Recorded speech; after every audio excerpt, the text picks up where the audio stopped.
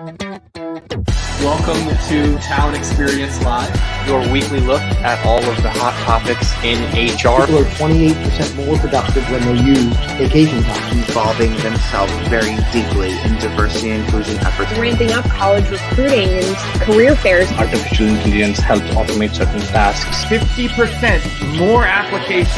How do you make your company culture still stand out? What does that look like in this new virtual world?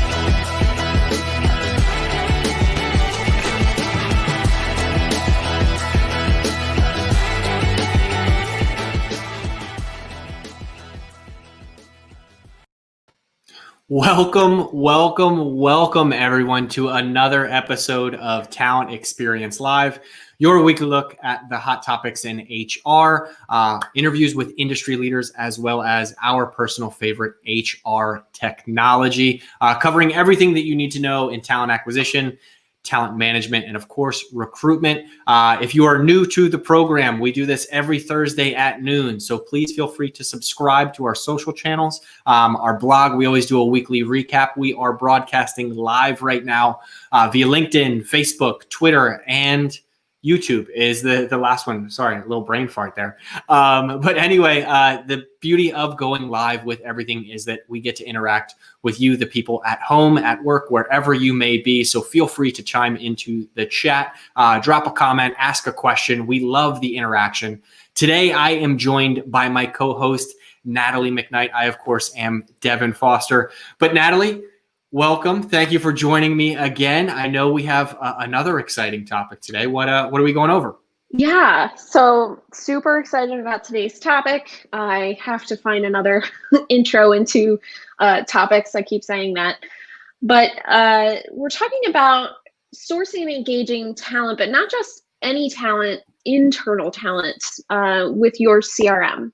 So, sourcing and engaging talent outside of your CRM or outside of your organization, I think takes a different approach than what it takes to already, tap into the employees that are already employed at your organization, right? So, internal communication and recruitment is a powerful driver of growth, retention, and profitability.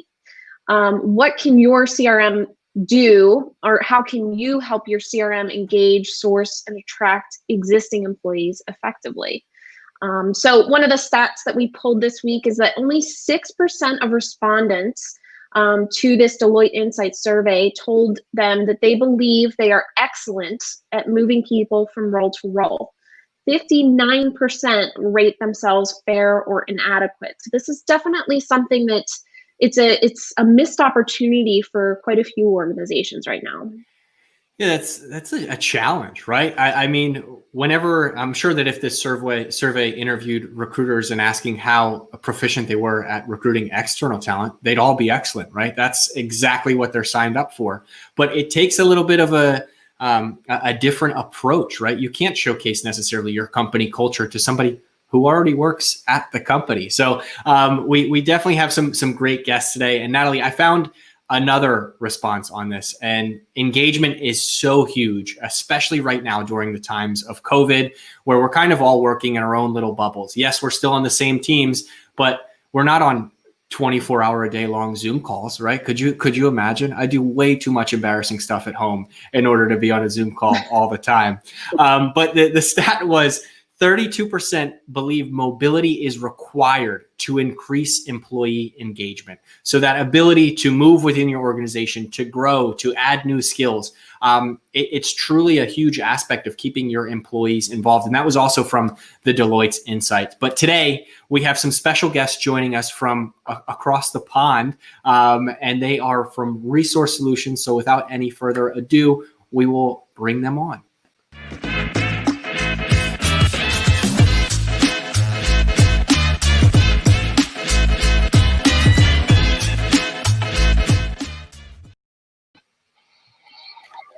Hi, guys. Thank you so much for joining us. So today we have Norma Gillespie, who is Managing Director for the EMEA and Americas team at Resource Solutions. And then Ian Blake is also joining us, Technology Director. So thank you again, guys, so much for joining. Really looking forward to this conversation today. Thank you. Thank you for having us. Yeah, so one thing that we like to ask all of our guests here on Talent Experience Live is, we know that nobody really grew up dreaming of being in HR and HR technology.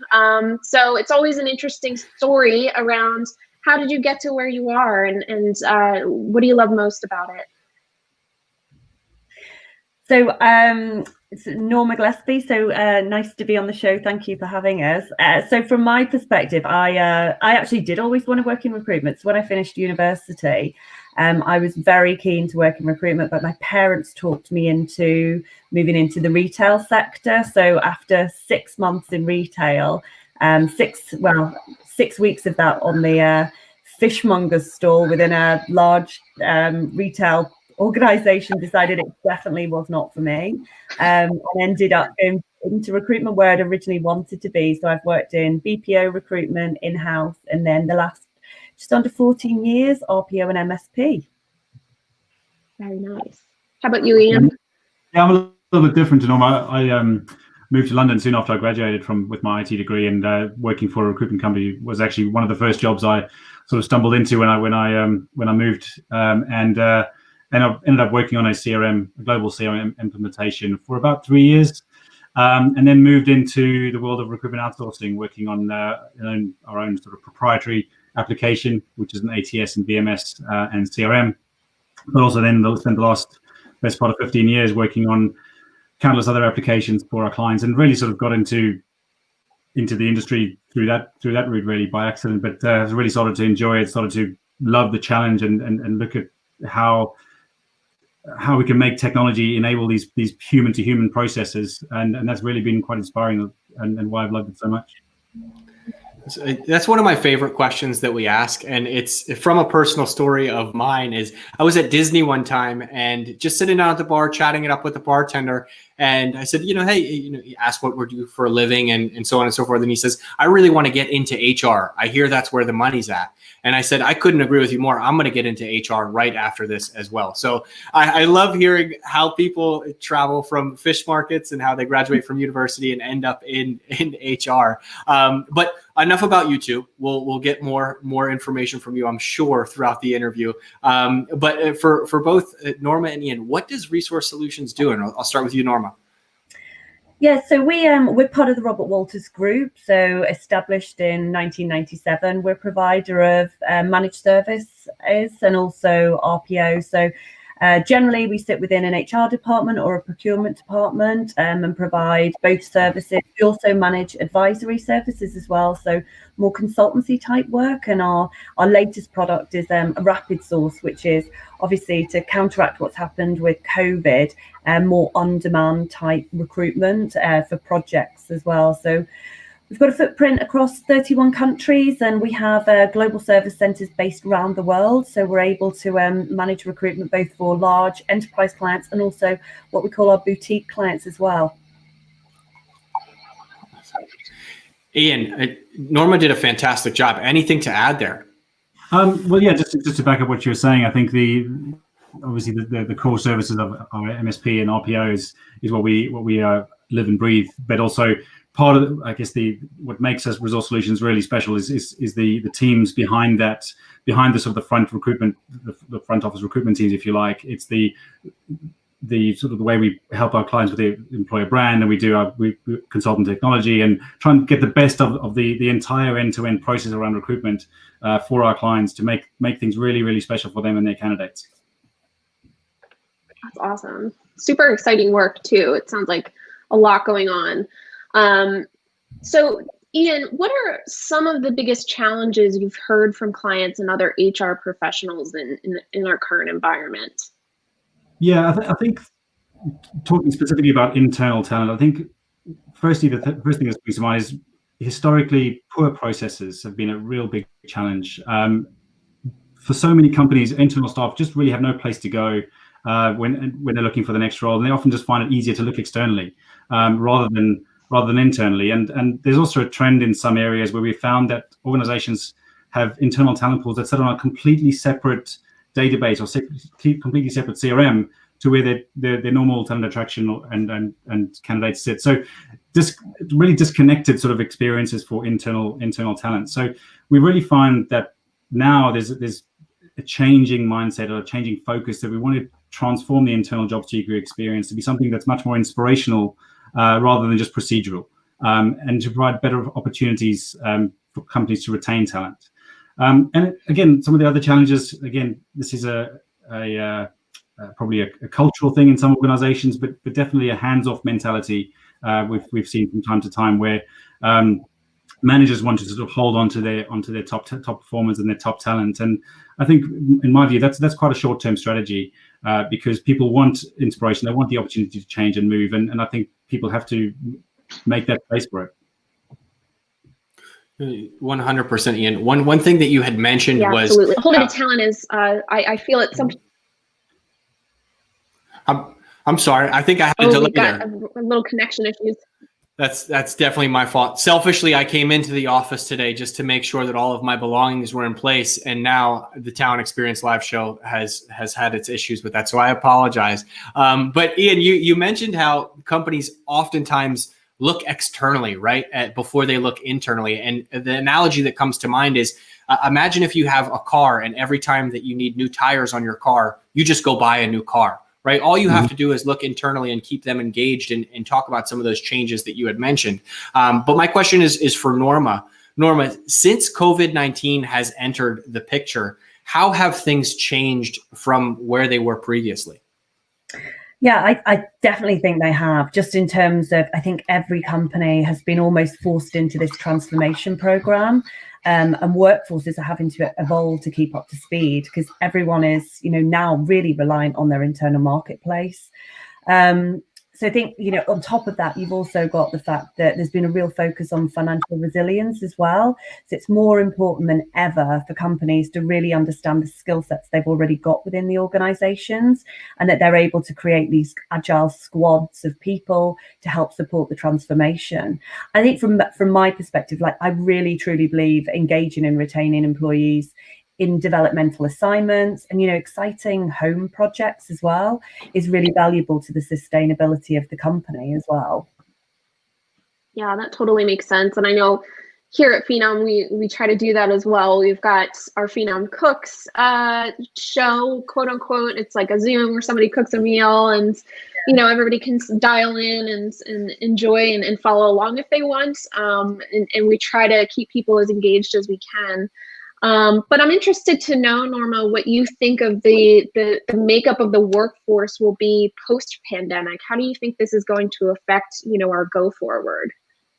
Well, I think the main thing that we see from a client perspective at the minute is the remote working piece. So employers, they've moved to remote workforces very quickly, but that also will now change in terms of the competencies that employees need to have, because they need to be able to collaborate more digitally now, and adjust to obviously different employee experience as well. So I think remote working is the first thing that's obviously going to be affected. I think then people are looking at the location strategy in terms of where those roles can be based now, because we've got more open ability to offshore, nearshore, whatever that company wants to do. And then all of that will be underpinned as well with a contingent workforce as well. So I do believe that the contingent workforce and the ability to buy work will be a lot more prevalent. But all of this starting with sort out the teams you've got in terms of, from an employee perspective, understand what your skill set you've already got, and then almost couple that with the contingent workforce. And I also think as well that there'll be more talent sharing. So, in terms of 80% pay for 80% of work as well. So I think they're sort of the critical elements for me. From a resource solutions perspective, what we're doing to look at that is obviously looking at critical skills that we believe our clients will be looking for in the future. So we're creating this RS Insights platform, which is looking at roles by permanent, contingent, location, so that you've got some really rich benchmarking information to be able to start to look at where that role could potentially be around the world. Yeah, just to add to that, I think there's also something that's really interesting that we've come across recently. There's a recent McKinsey report that's pointing out that during the current downturn, there seems to be a very significant overlap between vulnerable workers, and those are the jobs who are at risk or have sadly lost their jobs, versus those whose jobs were susceptible to automation in the near future. And it seems like this pandemic has almost accelerated us towards a more automated and more efficient workforce going forward. So that's also leading to what Norma was alluding to, sort of trying to help forecast the trends of the type of skills that companies will need, and this hiring for potential concept, which is going to be really important as companies look to recover from the pandemic and sort of grow into what everyone likes to call the new normal. Ian, that's a fantastic point. I know it's one thing that our CEO, Mahi Barietti, always talks about is workforce agility is now turning into a talent evolution, right? You're evolving the talent that you currently have for that future. And I think that's a great segue for our next question, which is obviously HR tech has evolved tremendously over the past few years. I remember when I had graduated university that I was excited when the internet remembered my information when I was filling out multiple applications. Now we have technology that can parse your resume from a photograph or from you just simply uploading it or matching your LinkedIn profile. Where do you see HR tech evolving in the coming months and years?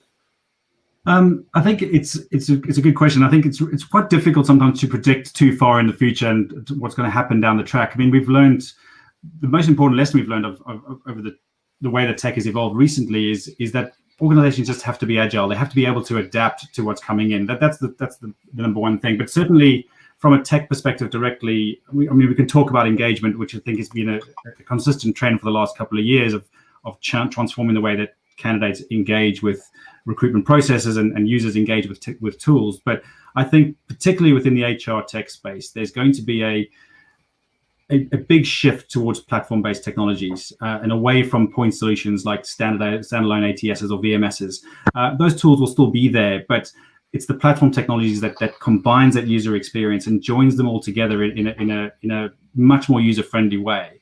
And I think that's where I think things are going, creating that space for users to really have a wonderful experience, to connect all the functions of the process, but also very importantly the data behind it, and try and get those insights from a single platform rather than jumping from system to system to system.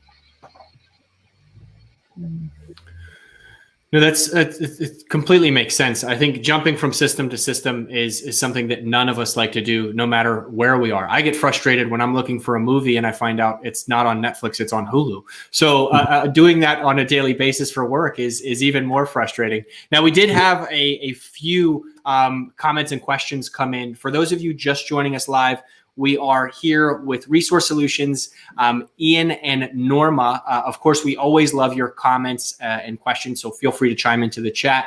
The first thing that I wanted to point out was Jonathan Dale reached out and said, I feel that there will be sets of workers that will return to the office, go hybrid, and which some will rarely return. And I think that's completely true. And I've heard stories around the globe of certain tropical islands. I heard that Bermuda is literally offering you to live there for a year if you can work remotely. So I think we'll see more remote workers and more people stumbling into the office on occasion, like myself, to try and film.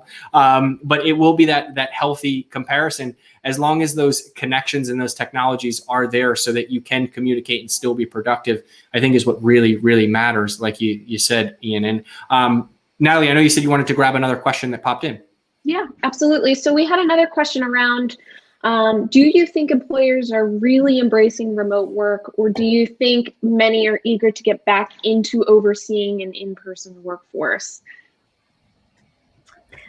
So I think from my perspective, I suppose looking at, how quickly a number of, our clients move to, I suppose, to be able to work remotely was quite telling. And I think also just in terms of, I feel more now when we're talking to wider clients and new clients that they are definitely starting to rationalize some of their office space, which would indicate to me that it's not going to go back to the way it was, that there will be this creation of the new workforce, which, there's always going to be those roles that have to be obviously in the office for manufacturing, etc.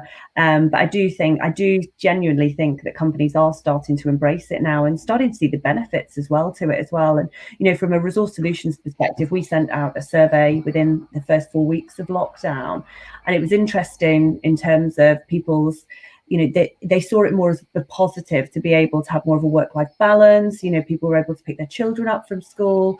It wasn't such a long day. So I think there's still that need for obviously the interaction and the spark, which I think sometimes missing over Zoom calls. But, you know, hopefully from what we've seen so far, that companies are working to embrace that and changing what they're doing from an employee perspective around training as well to support individuals who are at home. Yeah, absolutely. What works for me on Zoom calls to create a spark is always to make as many jokes as possible. I think my managers look down on me for that, but it seems to at least bring smiles to people's faces. So I know that they're rolling over right now and thinking about that. But next question for Ian is, how can you leverage the CRM for more than just getting employees to apply to jobs? Obviously, that's the goal, but what other things can you do there?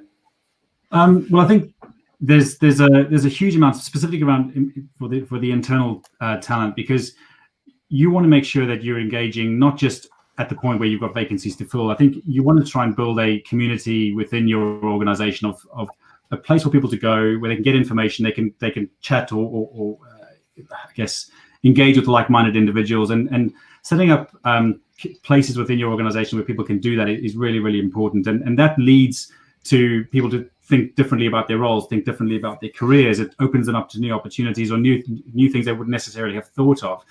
So I think that engagement process and setting up things like sort of employee resource groups where you can discuss particular topics or read particular blogs from your peers is really important, because I don't think an internal mobility program or engaging internal talent needs to be limited to the job process. It has to be an ongoing thing that takes place throughout your journey with an organization or your career with an organization. Because sometimes if you're only going to engage people at the point that they're looking for another job, chances are they're already looking externally and their heads might be turned and you might lose that talent. So I think that's what the CRM is really important for, is identifying your best performers, even all your performers, and finding out where their interests are and targeting them with information and materials that really engage them and keep them interested. Yeah. So that's a great segue actually into my next question for Norma, which is, how do you get the best out of your internal marketplace? You know, once you've gotten them to the point where they're engaged and interested, you know, what do you do to kind of get the best out of them? Yeah, I think where I've seen this really work successfully is having some sort of technology like a Phenom People, where you can actually go and engage as an employee. You know, employees want the ability to work, develop their skills and grow. So I think it's really important for, first of all, the employee to be able to share what their purpose is, you know, what's really important to them, what their future aspirations are. And I think the platform is really great in terms of a number of things. So if you're looking for a role within the planned architecture of the company or a project-based role, utilizing existing skills. So I think that setup is really important. I've also seen that work well when you've also got a mentoring scheme on the top of it as well. But I think from a company perspective, what they then need to do is they be able to go in and do a really rigorous skills audit in terms of what skills they've got within the organization, to be able to then create the learning pathways, both vertically and laterally, for the employees. So, because we are moving towards this multi-chaptered workforce now, in terms of, you know, jobs are changing. You know, they say in the tech industry that a job can change within a year of someone joining. So you've got to be able to develop people. And I think from my perspective as well, having those, from our model, we have internal recruiters. So they specifically just focus on internal recruitment. So they're almost like talent brokers. They're the key to supporting that movement around the business.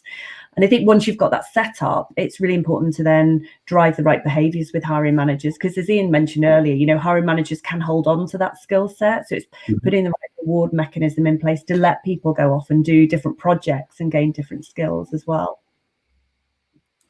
And spread their wings and fly, if you will. Yeah, absolutely. Absolutely. We have another question in the chat from Jonathan, and this is, you both mentioned the talent marketplace. Did you give that place a name for them to discover jobs?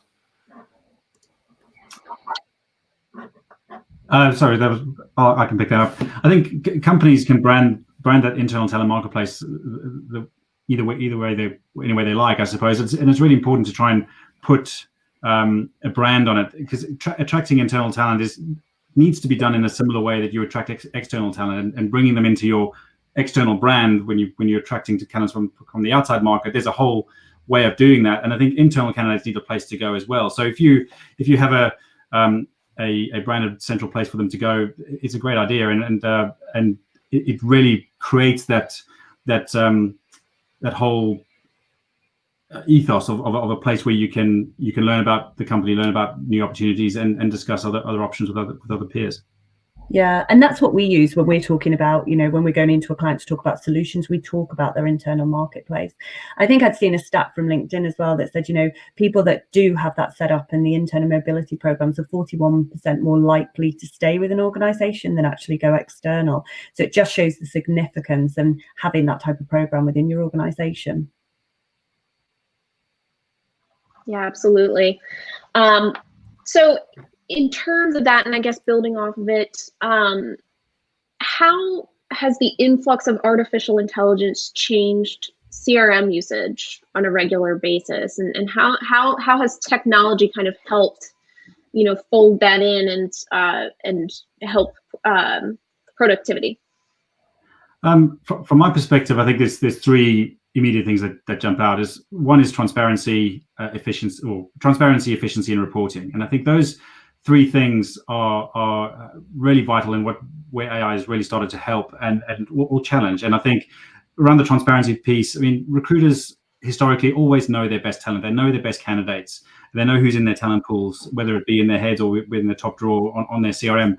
They've always known that. But now we need that recruiters to understand the algorithms that are making these decisions in the systems themselves, to improve the automation, improve the matching, improve the way that things are working, so that recruiters can spend their time obviously in those important interactions with that top talent. I think the efficiencies are obviously things like using the targeted matching to find candidates, specifically in high volume roles. I think that's really important as well, because we've always seen historically that recruiters spend a lot of time sifting through huge influxes of applicants, and sometimes you miss some of the best talent because you just don't have time to see every CV. So that's obviously been a huge improvement. And also reporting. We've seen reporting is improving across technologies, specifically CRMs. But to me, the importance of that cannot be overstated. It's such an important element of the process, especially now that automation improves, because we need to measure what the AI is bringing to the table, and how we are improving processes, improving experience, and improving quality of candidates at the end of the day. So reporting is absolutely incredibly important there. But one thing I will point out, though, is that AI is not the answer to everything. I think it still needs people to make it work effectively and to an extent ethically. So, for some people, there is an issue that they don't want a robot sort of reviewing the CV and making a decision for them. So at RS, at Resource Solutions, we believe that the human layer is still really, really important. And whilst you have to use the advances in automation and AI to make recruiters more efficient, we need to make them more efficient so they can get to that person and have that communication with another human as fast as possible, and make that as meaningful as possible. So it's got to be always a combination of the two. Yeah, that's a really, really good point, and something that I know working with our customers that we try to really hone in on, that you also can't expect AI to start working for you immediately, right? It takes time with the AI and machine learning for it to start to quote unquote understand what a recruiter is looking for in a great candidate, right? Yeah. And the skill requirements and all of those things. It's every dismissal that you make, or every assigned to job that you do in the system, is actually the back end of our platform is taking that and saving it for the next time. So I think that's really, really important that people still need to be involved in this process, very much so. Absolutely. I think one thing just on your comment, it just reminded me of when we started looking at AI technologies several years ago, when they first came onto the scene, and they were very new and very experimental, really.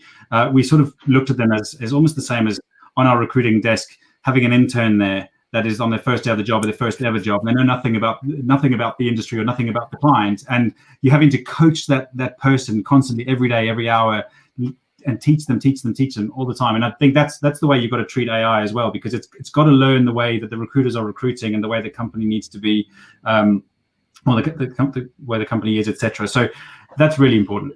Yeah, two-way street. So we've got a couple questions coming in here. One of them was from Ann Robinson. She had asked whether or not you could speak a little more about the talent broker role.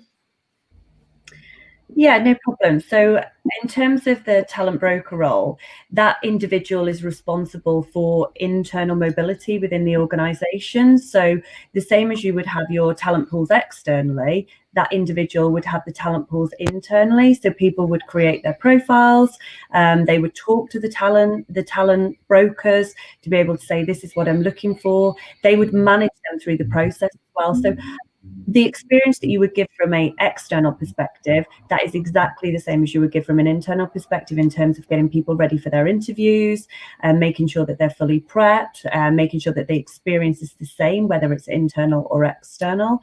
And then from a contingent perspective, it's also looking at, some of the clients that we work with and organizations have got in place like this 80-20 rule. So full time for 80%, but they're able to look for 20% other projects. So you can engage them in some of your contingent pieces of work rather than going to the external market.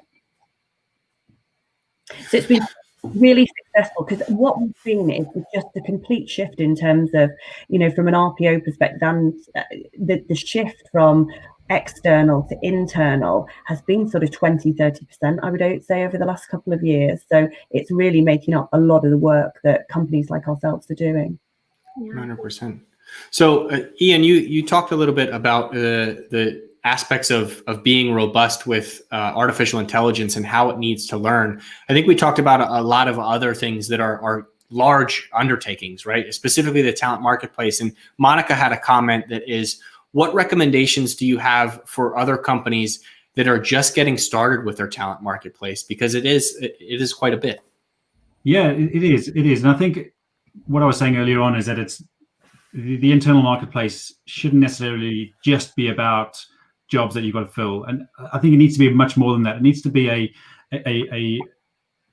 an experience for internal staff that excites them and really gets them passionate about the company that they're working for, and where they can plan their next move, rather than just being at the point where we're trying to make a recruitment transaction here, really. So what I would suggest is that talent marketplace is a content hub. There's a lot of information there. There's places that people can ask questions, get a career advice, potentially talk to peers or talk to people in other parts of your organization who could sort of share some insights into different parts of the company. I think that's a really important piece. And something as well which you can think about is, especially now during the COVID pandemic, that organizations really have a duty to their staff to look after the staff's mental health and well-being as well. And you can use a portal like that to really try and create content, or create a place where people could I guess get support or get comfort or get whatever they need whilst things are really in a state of flux, if you like. So I think that's some of the ideas where you can use. And then once you've got people engaged, you've got them coming into this portal, and they're sharing their sort of experience and skills and what they're passionate about, then you can help them down a career path, which then leads them to other internal opportunities. I think there's some practical things you can do to sort of warm up the workforce as well. So, what we like to do is have ambassadors within the business. So whether it's departments of managers that are talking about their department and what they do and what their strategy is, and you can do all that virtually now as well. So what we like to do is lots of internal networking days, so you can start to warm people up about other areas they could work in, and then have those ambassadors that actually take it on and actually agree to giving X amount of their roles to be filled within other departments, or even the percentages where people are working across transformation projects, etc., and then start to talk about them. I think it's opening that conversation to start with. It's really helped us. Yeah. So Monica followed up on that and just said that's a great point. It's not about a transaction. It is about the employee experience, right? So, that level of engagement doesn't just stop at trying to find a job or open opportunities. It's really about engaging. Yeah. So another question came in as well, that's asking about engaging passive candidates and nurturing and converting them to active candidates is key in today's recruiting world. So what are some of the ways in which Phenom addresses this segment for you guys? To me, it's what's really important is understanding the candidates and knowing a bit more about the candidates when they come and register, and using the opportunity to communicate with them again by sharing insights or sharing information or doing targeted campaigns to those candidates that will convert them into active candidates in time, because we can't just wait. Again, it's not about, we can't always just wait for the job transaction to put those jobs in front of a passive candidate, because your the engagement won't be there. But if you keep them warm, keep sharing content, or keeping them engaged at the right time with the right level of sort of interaction, I think that's where you can keep them close to your brand, keep them coming back, and then ultimately when they're ready to move, they will move. Yeah, absolutely. And it's that personal touch as well. So what we do in those instances, we do lots of like smaller podcasts with hiring managers about their business areas, so that they know what's happening within reason, obviously not breaching confidentiality, but to try and make it more of a human experience as well. So that's really important to us in terms of how we embed and how we talk to candidates. No, that's all tremendously insightful. And Jonathan Dale chimed in and said, love the idea of ambassadors. So thank you both so much. And I think you both have been a huge wealth of knowledge and provided tremendous insight. So my next question is for the people at home, for the people following along. Where can they go to find out more about Resource Solutions and potentially chat with you about these topics? No problem. Our website is www.resourcesolutions.com, and we'd be more than happy to talk to people. Awesome. Well, thank you so much. I appreciate it. And thank you for taking, I know it's late over there, so thank you so much for taking some time out of your evening. Go have a glass of wine or a beer and relax for a little while. All right. Great. Thank you. Thank you. Bye. Bye. Bye, guys. Bye. That's another great episode, Natalie. I think we're hitting a perfect record now. We haven't missed yet, so we got to keep doing this. What was one of your favorite segments that you talked about? I know we covered a lot. AI, it always is. Yeah. I think there's so much misinformation about it, and I think a lot of times companies are looking for a quick fix and just, where is the AI? How come it's not working for us? And not understanding really how you need to interact with it in order for it to learn. And I hate talking about it like a sentient being, but it is true. It learns. Something that someone from our leadership explained to me once that's always helped me understand it is the analogy between a 3-year-old and an adult looking out the window and asking them the same question about, is it going to rain today? And the skies are blue, there's no clouds. And for the baby, the little kid, it's like, well, I don't know, it's sunny right now, and yay, sun, but for an adult who might say, oh, in the west, it looks like there's some clouds coming in, and they've learned that through context, and AI works very similarly in the way that it learns. It takes time for it to build that knowledge. And all of that, encompassed together with leveraging your internal talent is really, really important to be able to provide those insights so that kind of who's ready to move. Yeah, absolutely. Every single crazy sci-fi movie that I've ever seen, it all starts off as the AI or robot being nice and friendly, and then it turns and learns that it's the monster. The AI we're talking about today is not going to do that. I can assure you. However, it does still need that aspect of learning and continuing to grow. And I love that we cover it on a regular basis because there is so much misinformation around it with people like me comparing it to monsters at times. So we will continue to dive into that in future episodes. Natalie, thanks again for joining me. I greatly appreciate it. You are spectacular. Thank you to the great folks at Resource Solutions. For those of you who want to stay up to date on all of our great content, follow our social channels. We are on LinkedIn, Instagram, Facebook, Twitter. We're constantly putting out good information around AI and around the internal talent place. So definitely check us out. But in the meantime, enjoy your day, and let's all watch the Jets lose tonight. Sounds like a plan. Have a great week, everyone. All right. See ya.